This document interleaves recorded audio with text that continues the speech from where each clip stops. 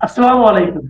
প্রিয় দর্শক, আপনাদের সকলকে আমন্ত্রণ জানাচ্ছি আমাদের কথা চ্যানেলে। শুরু হবে, কারণ নির্বাচনটা না হোক বা নির্বাচনটা পিছিয়ে যাক, সেই প্রত্যাশা কিন্তু অনেকগুলো পক্ষের আছে। শুধুমাত্র যে ডক্টর মোহাম্মদ ইউনূস আন্তর্জাতিক সংবাদ মাধ্যমে গিয়ে কথা বলে দিয়েছেন যে তাকে অনেকে বলছেন 5 বছর থাকুন, 10 বছর থাকুন, 50 বছর থাকুন, এবং তার মাধ্যমে নিজের প্রত্যাশাটা তিনি প্রকাশ করেছেন, শুধু তাই নয়, আমরা জানি যে জামায়াতে ইসলামী, এনসিপি সহ অনেকগুলো রাজনৈতিক দল কিন্তু গত বছর আগস্ট থেকেই বলে আসছিল যে নির্বাচন এই সরকারের মূল লক্ষ্য নয়। সরকারের একদিকে যেমন কোনো ধারণা নাই যে কারা সারা দেশ জুড়ে এ ধরনের নাশকতা ঘটাচ্ছে, এরই মধ্যে ককটেল বিস্ফোরণ, বাসে আগুন এসব অব্যাহত আছে। আর রমনা থানার সামনে পুলিশের একটি গাড়িতে আগুন ধরে যাওয়ার পর পুলিশ এই ব্যাখ্যা নিয়ে হাজির হয়েছে যে মেকানিকের ভুলে ইঞ্জিন গরম হয়ে আগুন ধরে গেছে। সোরায় একটা মাইক্রোবাস জ্বলতে দেখা গেলেও পুলিশ বলছে যে সেই গাড়িতেও আগুন ধরে গেছে ইঞ্জিন গরম হওয়ার ফলে। এর আগে মঙ্গলবার এক ট্রেনের ইঞ্জিনে আগুন ধরে যাওয়ার পরও শোনা গিয়েছিল যে কারিগরি ত্রুটিতে অতিরিক্ত উত্তপ্ত হয়ে রেলের ইঞ্জিনে আগুন ধরে গেছে। কিন্তু অন্যদিকে ঢাকার সূত্রাপুরে, মিরপুরে বাসে আগুন দেওয়ার ঘটনা ঘটেছে, আশুলিয়ায় বাসে আগুন দেওয়ার ঘটনা ঘটেছে, অন্তত 3টি বাসে গাজীপুরে আগুন দেওয়ার ঘটনা ঘটেছে। এমনকি ঢাকায় যাত্রী বেশে বাসে উঠে বাসের ভেতরেই আগুন ধরিয়ে দেওয়া হয়েছে। হতাহতের কোনো ঘটনা এখনো না থাকলেও এসব ঘটনায় যে জনমনে আতঙ্ক বাড়ছে তা একেবারেই সন্দেহাতীতভাবেই বলা যায়। কারণ এরই মধ্যে বিভিন্ন বিশ্ববিদ্যালয়গুলো তাদের বাস সার্ভিস বন্ধ করেছে, বিভিন্ন অফিস তাদের গাড়ি বের করা বন্ধ করেছে, আর ব্যক্তিগত গাড়ি বের করার সংখ্যাও রাস্তায় উল্লেখযোগ্য ছাড়া চলাচল না করার একরকম সিদ্ধান্ত নিয়েছে, তা বোঝাই যাচ্ছে। অন্যদিকে যেমনটা হয় এসব দূরপাল্লার বাসেও যখন আগুন দেওয়া হয় তখন বাসের সংখ্যাও মহাসড়কগুলোতে কমে আসে, আর তার ফলে কমে আসে যাত্রীও। এমন অবস্থায় পরিস্থিতিটা স্বাভাবিক রাখা কিছুতেই সম্ভব হচ্ছে না সরকারের পক্ষে। সরকার এখন পুলিশ বাহিনী দিয়ে না পেরে সর্বশক্তি নিয়োগ করার পর তাতেও নাশকতা সামাল দিতে না পেরে এখন বিজিবি নামিয়েছে। কিন্তু মনে রাখতে হবে, পুলিশ যদি বের করতে না পারে, গোয়েন্দা সংস্থাগুলো যদি বের করতে না পারে যে নাশকতার উৎস কোথায়, কোথা থেকে ঘটছে এসব ঘটনা, ককটেল, তাহলে সমস্যার সমাধান হওয়ার কোনো সম্ভাবনা নাই। সরকার আওয়ামী লীগ দমনে, আওয়ামী লীগ এবং এর অঙ্গ সংগঠনের সহযোগী বা সদস্য সন্দেহে সকলকে গ্রেফতার করে ফেলতে সর্বশক্তি নিয়োগ অব্যাহত রেখেছে। মঙ্গলবারেও 13ই নভেম্বরের কর্মসূচি দমনে সর্বশেষ যে স্বরাষ্ট্র মন্ত্রণালয়ের কোর কমিটির বৈঠক হয়েছে, সেখানে স্বরাষ্ট্র উপদেষ্টা নির্দেশ দিয়েছেন যে সন্দেহ হলেই, আওয়ামী লীগ সন্দেহ হলেই আইন শৃঙ্খলা রক্ষাকারী বাহিনী যে কাউকে গ্রেফতার করতে পারে। এবং পুলিশ হোটেলে, মেসে, ছাত্রাবাসে, বাসে বাসে তল্লাশি চালাচ্ছে এবং গ্রেফতার চালিয়ে যাচ্ছে। এমনকি ঝটিকা মিছিল থেকেও গ্রেফতারের ঘটনা ঘটছে সারা দেশ জুড়েই, কারণ মিছিল থামানো যায় নাই।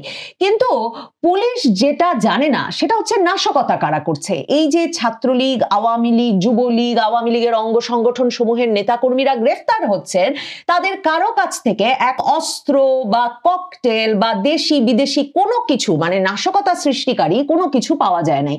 পুলিশের কোনো ক্লু নাই যে এই ঘটনাগুলো কারা ঘটাচ্ছে। এমনকি এনসিপি কার্যালয়ের সামনে থেকে দুজনকে আটক করে এনসিপির নেতাকর্মীরা দিল পুলিশের হাতে, যারা নাকি ককটেল বিস্ফোরণ ঘটিয়ে এনসিপি কার্যালয়ের সামনে থেকে চলে যাচ্ছিল।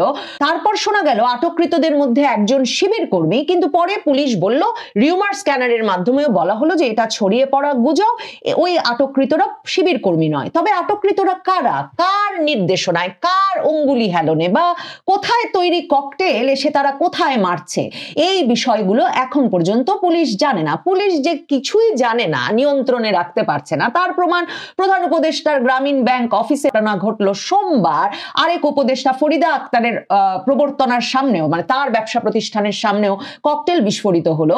আর এই ঘটনাও কারা ঘটিয়েছে পুলিশ তা বের করতে না পারার ধারাবাহিকতায় এখন দেখা যাচ্ছে ব্রাহ্মণবাড়িয়ায় রীতিমতো পেট্রোল ঢেলে প্রধান উপদেষ্টার প্রতি প্রতিষ্ঠান গ্রামীণ ব্যাংকের কার্যালয়ে আগুন ঢেলে দেওয়া হয়েছে এবং সেই আগুনে সেই অফিসের গুরুত্বপূর্ণ নথিপত্র ক্ষতিগ্রস্ত হয়েছে। পুলিশের পক্ষে সারা বাংলাদেশ জুড়ে এই অস্থিরতা, এই অস্থিতিশীলতা কি সামাল দেওয়া সম্ভব? কারা ঘটাচ্ছে ঘটনাগুলো? দেখুন, গত সপ্তাহে প্রথম ককটেল মারা হলো একটা চার্চে, তারপর খ্রিস্টান মিশনারিদের একটি বিখ্যাত স্কুল সেন্ট জোসেফ স্কুলের গেইটে ককটেল পড়লো। এরপর দেখা যাচ্ছে মেয়েদের স্কুলগুলোতে ককটেল মারার ঘটনা ঘটছে। মগবাজারে ইস্পাহানি স্কুলে ককটেল বিস্ফোরিত হলো। এখন মোহাম্মদপুর প্রিপারেটরি স্কুল, আরেকটা বিখ্যাত মেয়েদের স্কুল, সেই স্কুলের সামনেও কিন্তু ককটেল বিস্ফোরণের ঘটনা ঘটেছে। জামায়াতে ইসলামী সহ 8 সমমনা দল লাগাতার আন্দোলনে আছে তাদের 5 দফা দাবি আদায়ের লক্ষ্যে। এই সময়টাতে 11 তারিখ তারা পল্টনে বড় সমাবেশ করেছে, তাদের চলো চলো ঢাকা চলো কর্মসূচি ছিল এবং সেখান থেকে তারা জুলাই আন্দোলনকে সাংবিধানিক স্বীকৃতি দেওয়া, জুলাই সনদকে সাংবিধানিক আদেশের মাধ্যমে বাস্তবায়ন আদেশ জারি করা, গণভোট করা নভেম্বরের মধ্যে, এরকম 5টি দাবি নিয়ে তারা রাজপথে নেমেছে এবং তারা বলেছে যে 13 তারিখও তারা যেমন রাজপথে থাকবে ফ্যাসিবাদী শক্তিকে প্রতিহত করবার জন্য সর্বস্তরের জনগণকে নিয়ে, 16 তারিখ থেকে তারা যমুনার সামনে লাগাতার আন্দোলনে যাবে এই জুলাই সনদ বাস্তবায়ন আদেশ এবং জুলাই অভ্যুত্থানকে তারা বলছে এখন জুলাই বিপ্লবকে আইনি স্বীকৃতি দেওয়ার, সাংবিধানিক স্বীকৃতি দেওয়ার দাবি নিয়ে। তাদের আরেক দাবি হচ্ছে নভেম্বরের মধ্যে গণভোট। বিএনপি সেটাতে কিছুতেই রাজি না। বিএনপি আর জামায়াতে ইসলামী তো ব্যাপকভাবে বেড়েছে, শুধু তাই নয়, বিএনপির এমপি পদপ্রার্থীদের সঙ্গে এমপি মনোনয়ন যারা পেয়েছেন, মানে যাদের প্রার্থিতার প্রত্যাশা ছিল আর যারা মনোনয়ন পেয়েছেন, তা ব্যাপক বিক্ষোভ, সহিংসতার ঘটনা ঘটছে। বিএনপির এমপির জনসংযোগে সরাসরি অস্ত্রধারীরা গুলি চালিয়ে একজন শীর্ষ সন্ত্রাসীকে হত্যা করেছে। ঢাকায় সোমবার শুধু গুলিবিদ্ধ হয়ে প্রকাশ্য দিবালোকে একজন শীর্ষ সন্ত্রাসী মারা গেছেন তাই নয়, আজকেও খবর আছে বাড্ডায় গুলিবিদ্ধ হয়ে একজন নিহত হয়েছেন।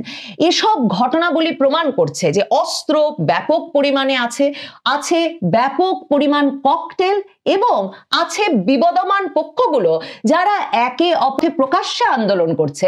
কিন্তু পুলিশের একমাত্র নাশকতা ঠেকাতে আওয়ামী লীগ দমন বা আওয়ামী লীগের কর্মীদের গ্রেফতার করা ছাড়া আর কোনো কিছুর অনুমোদন আপাতত আছে বলে মনে হচ্ছে না।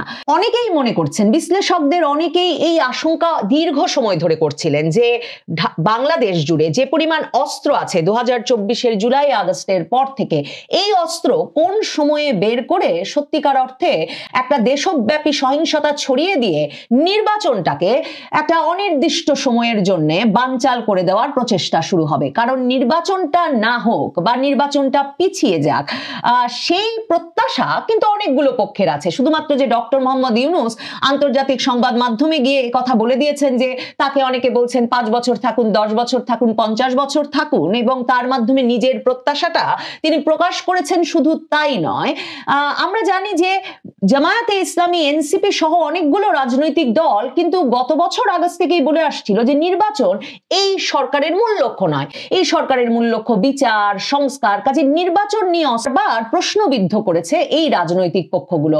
জামায়াতে ইসলামী পল্টনে সর্বশেষ যে সমাবেশটি করলো 5 দফা দাবিতে, সেই সমাবেশ থেকে মঙ্গলবার কিন্তু স্পষ্টভাবে জামায়াতে ইসলামীর আমির এই কথা বলে দিয়েছেন, ডাক্তার শফিকুর রহমান, যে যদি জুলাই সনদের সাংবিধানিক আদেশ দেওয়া না হয়, যদি নভেম্বরে গণভোট না হয়, তাহলে 26-এ কোনো নির্বাচন হবে না।